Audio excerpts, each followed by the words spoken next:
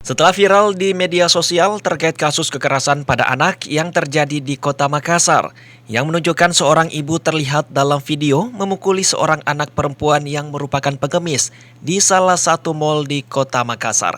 Pelaku yang merupakan ibu kandung korban langsung diamankan Polsek Panakukang.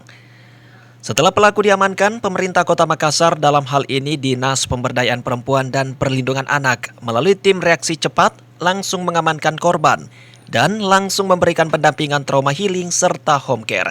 Langkah pertama, dia bahagia dulu. Jadi selama 1x24 jam ini dia hanya tidur dan makan dan berbahagia. Dia tidak boleh susah. Kalau pendampingan yang dilakukan apa? Dia tidak boleh susah, dia mau diajari bisa percaya pada orang, dia diajari bisa memeluk, dia diajari bisa disapa karena kelihatannya terlalu keras jalanan yang selama ini dilewati sehingga dia tidak bisa, kalau disapa, dipeluk, dia tidak bisa membalas. Kadis P3A Makassar menambahkan kondisi anak saat ini sehat, namun tetap mendapat pendampingan baik trauma healing maupun home care. Dan dipastikan anak korban kekerasan akan diberi pendampingan di P2TP2A Makassar dalam kurun waktu yang cukup lama.